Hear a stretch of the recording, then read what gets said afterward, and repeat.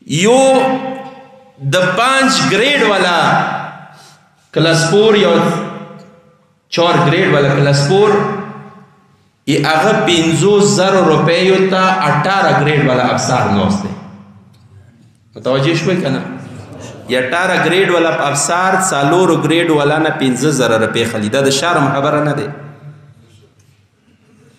او بل خبره دا وګټلی تو وخوړلی زمنو، وګټلی تو وخوړلی لور، وګټلی تو وخوړلی پلار، وګټلی تو وخوړلی ورونو. سو بیله به کابر کې بیا تو نه حساب خلی، هغوی دې نه خلی.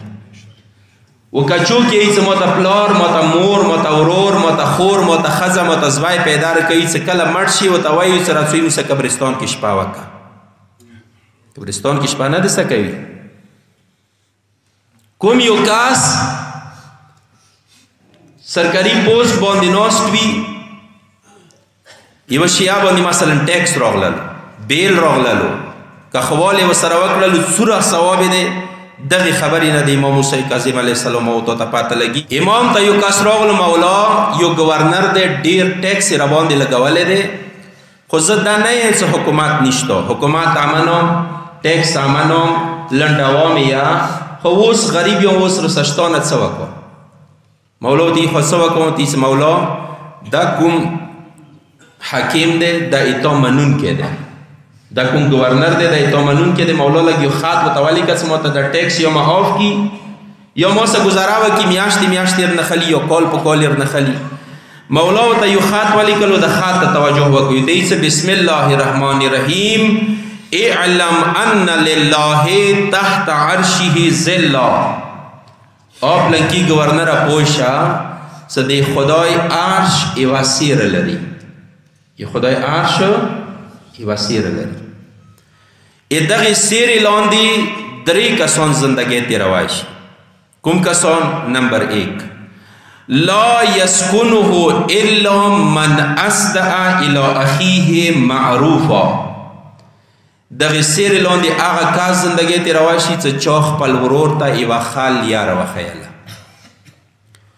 مثلا بعد لیارې باندې روان دی، خپل ورور یې ښې لیارې باندې روان کړلو، خدای یې چې دا کس زه د عرش سیرې لاندې دي ته چې ورکوم زندګي ورکوم. یو او نفس عنه قربه، یا د هغه انسان چې کوم دردونه و هغه درد کې ځان ورسره شریک کړلو.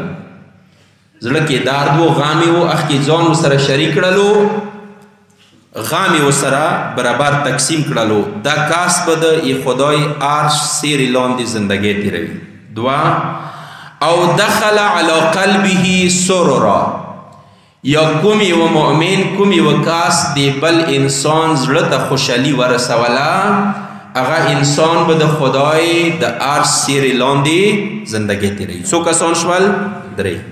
چا ته خالیه راوښیله، چا سره غم شریک کړلو، و چا د چا زړه کې خوشحالي واچوله.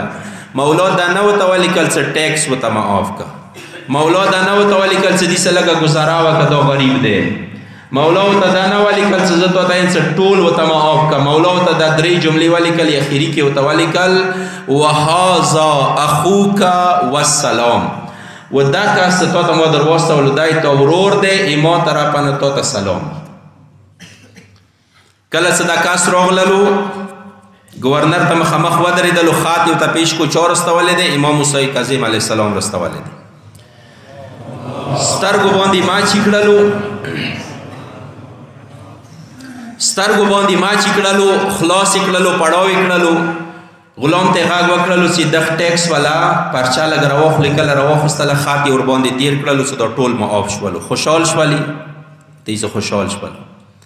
لاړلو 200 درهمو یوه طیله یې راواخیستله، کڅوړه یې راواخیستله، ورته یې څه دا یاد ځان سره یوسه. خوشحال شولې؟ ورته یې څه خوشحال شولو. غلام ته غږ وکړلو چې همداسې بیله یې ماسته وه، غلامه ته یوسه لاړ شه، نن نه وروسته یې ما غلام نه یې، ته یې دې غلام یې. ورته یې څه خوشحال شولې؟ څه خوشحال شولم. کال بعد بیا مدینې ته دا کس مولا ته راغللو، دا کیسه یې ورته وکړه. مولا کله زه گورنر ته ورغللو، ما سره یې دا سلوک وکړلو. مولا د ورته یې څه والله فقد سرني وسر رسول الله، ما په خدای باندې قسم دی صدیق گورنر زه نه بلکې رسول الله خوشحال کړه.